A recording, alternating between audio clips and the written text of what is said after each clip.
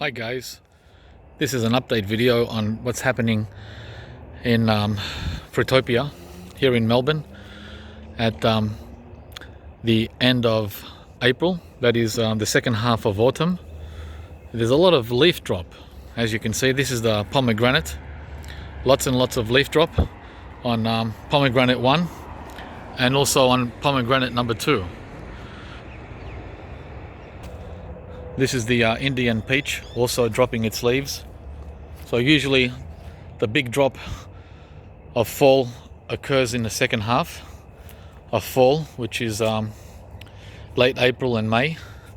And as you can see, the plum here has also dropped most of its leaves.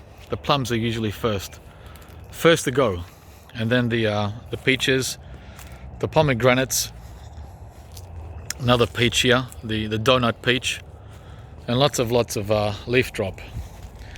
Another plum here, looking very wintry. So another plum, right? It's very familiar. This is a very familiar look in a temperate climate at the end of fall. A lot of fall going on. And just like I said last year at this time, the beauty of having a tropical garden in a temperate climate is this. Something that you can't have in a cold climate. You can't have this. This is a tropical white sapote, right? With a lot less fruit this year than last year, but they still come. There you go, look at that. Look at that. That's coming next month in May. The white sapotes start dropping in March through to the end of May. Thank you very much.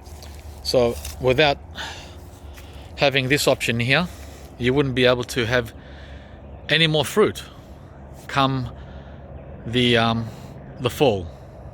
And once again here with Indian guava, these also come at the end of May, early June.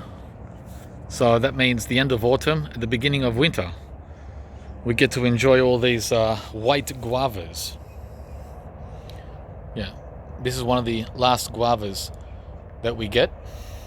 The pink guava is the final one. That comes at the beginning and at the end of winter.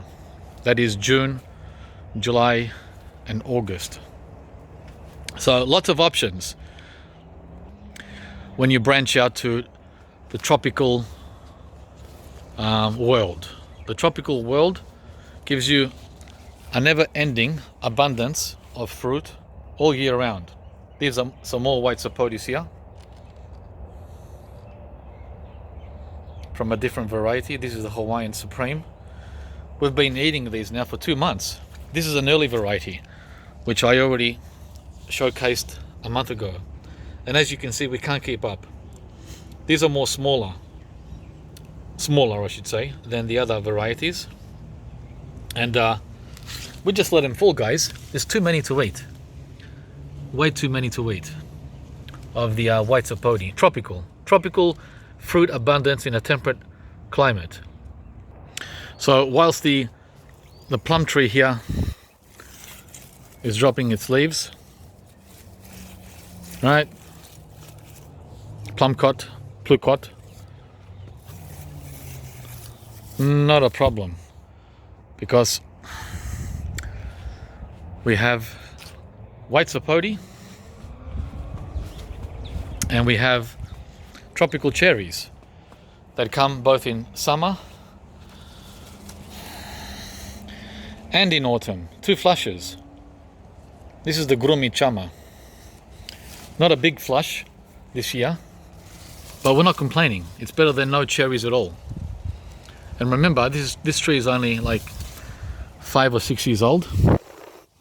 So as time goes by, it'll get more prolific.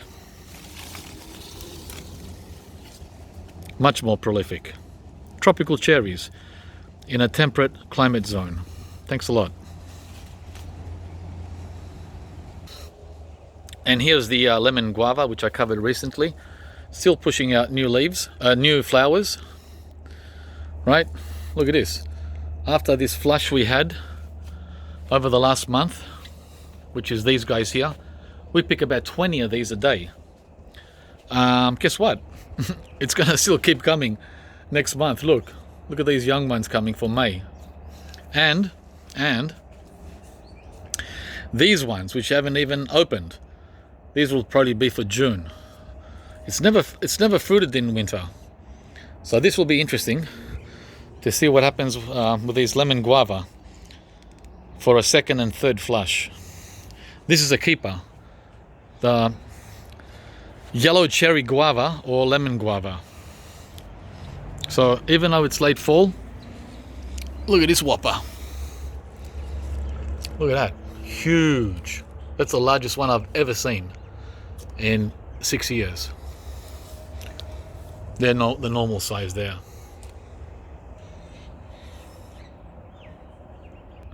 We also have the tropical gardenias to enjoy. Oh man, these are so good. Whilst we're enjoying our fruit, and as you can see, there's more buds coming here. Buds. It's budding out. So, oh man, this smells incredible. Like the best perfume. And here you can see a papaya. This is an Australian variety, bisexual southern red, which has been here for 2 or 3 years.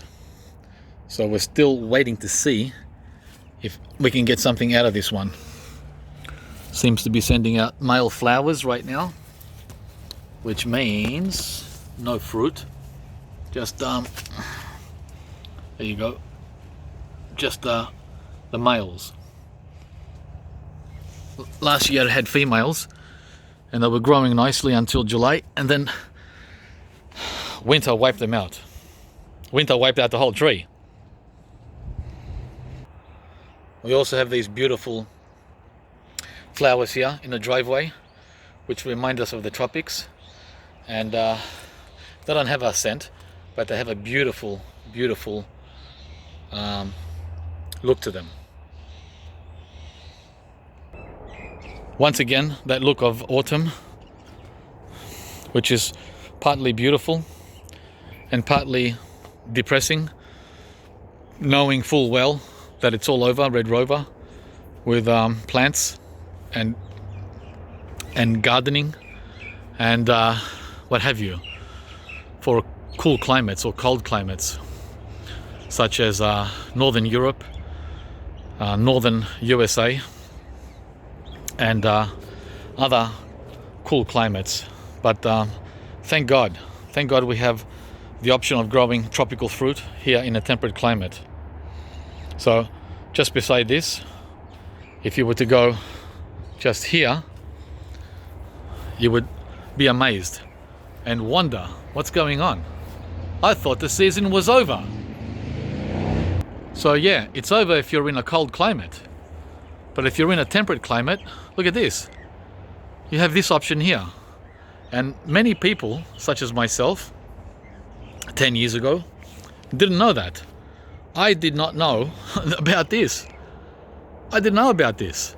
So when May came around, April, May, I was packing things up, putting things away, cleaning up, raking the leaves like Grandpa did, and called it a night or called it a day until spring. No, you don't have to be Grandpa. You don't have to be like Grandpa in a temperate climate. Grandpa just didn't know, but now you know. So guys, this channel is all about not only encouraging you to grow tropical fruit, subtropical fruit, but also to shake you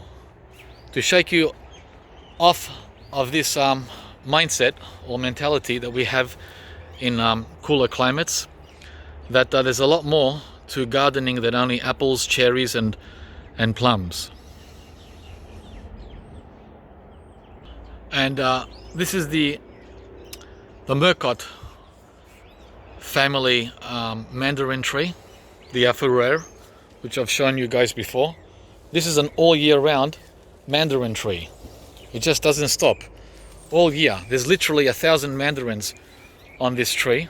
Literally 1,000. I haven't counted them, but I counted like 200 and I stopped on 2 branches. And right now it's the low season, but even now in the lowest of seasons, there's always a fruit. Let's have a look. There you go. There you go. Pretty small at this time of the year, but always having ripe fruit hanging on it. The Aferrere. Let me see where the label is. There you go. That's what it's called right there. Okay, it's a Murcot. A must-have for citrus lovers. Say goodbye to the apricot. See you in spring. Bye-bye. Bye-bye, apricot. Dropping all its leaves for winter. Another one of those deciduous trees. Goodbye. And bye-bye. Bye-bye. Because right next to it we have this star fruit tree, which has yet to fruit. It's only like a few years old, carambola. And when that starts fruiting, it'll be a celebration that we can get fruit through winter. This is a winter fruit, the star fruit. And this is a winter fruit also, the pink guava, the so-called Hawaiian guava. And it's absolutely loaded, even more than the white guava I showed you before.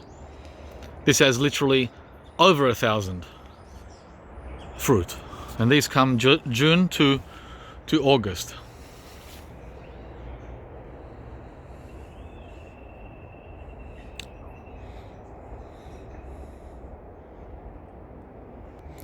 Another beauty over winter is the pomelo. These come in July, August. The middle of winter, the heart of winter.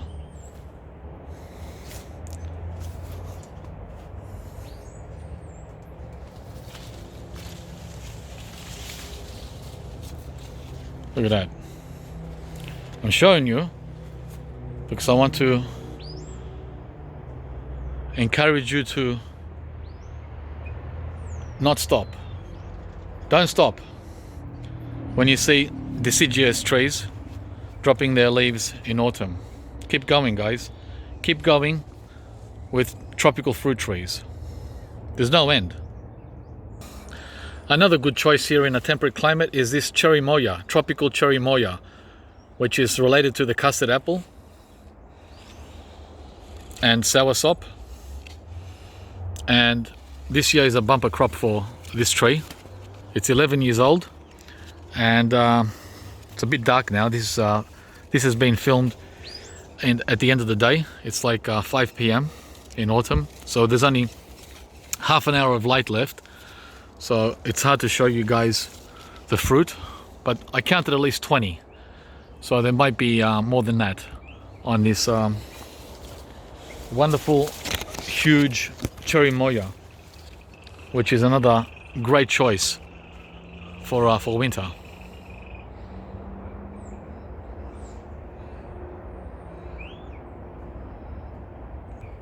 Also, don't forget, once you get the tropical garden established, which I'm doing here with this young mango, which is only in the ground now for 1 year, or actually 9 months, you'll be able to have trees like this fruiting, not in winter, but at least outside of winter. And you can push the boundary of the temperate climate. But you got to get started, guys. You got to get started. Start now. Start early, because some of these cold sensitive trees like the mango, they can take up to 5 years to get started. Here's another deciduous tree that's calling it quits for winter, my largest and oldest plum tree. Look at that. It's 4.5 meters tall. 4.5 meters. That's oh man, that's 15 feet. 12 to 15 feet. Okay, huge. But once again, just because we're losing our leaves on the deciduous trees, we can still keep on keeping on with tropical fruit trees. Here's the Pinkerton avocado, the one that I showcased last spring with one fruit, and again this year it's gonna have one fruit, but the tree is double the size. Where is it? There you are. This is the first avocado that's ready for the season in spring. That is around September, October. Yeah. So we're looking forward to hundreds of these in the coming years. Pinkerton variety avocado. Another great choice to grow during the cooler time of the year is this loquat, also subtropical. These are the young flowers. These grow over winter. It flowers in autumn and the fruit grows in winter. Look at that. And they're ready in spring. Loquat. Amazing. Look at that. And there's much more up there.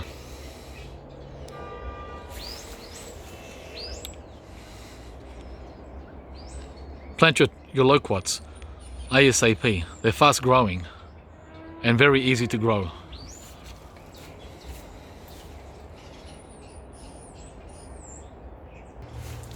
Here's another white sapote, the newest member, which I bought only 2 years ago. Look at all the flowers that are coming, all the flower buds. It's only been in the ground for a year, just over a year, and it's already 7-8 feet tall, 2.5 meters, and it's got literally thousands of flower buds all over. All over. Everywhere I point the camera, behind the leaves. Look at this. Everywhere, everywhere. White sapote, number 7, the last one. And there's my neighbor's loquat over the fence.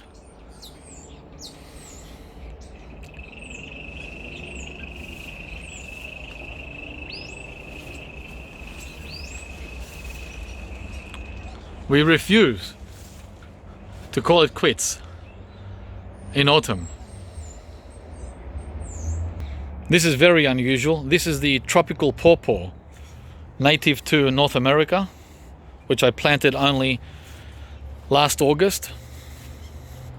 It's dropping its leaves together with a deciduous cold climate plum tree, side by side. This is the most unusual thing that is happening in my garden. Usually tropical trees don't drop their leaves in winter or in autumn. They drop them either in spring or in spring or summer, not autumn. This is going against the grain.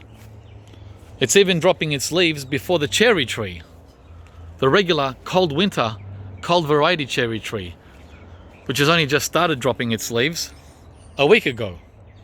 This guy's been dropping its leaves for a month, and boy oh boy is it slow. Slow to drop its leaves and slow to get its new leaves in spring. The American pawpaw, after its first year in the ground.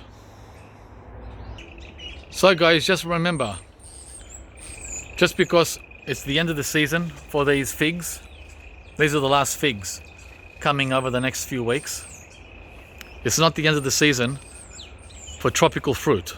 Plant your tropical fruit trees now, because they take a lot longer to get going than these easy cold variety, like figs.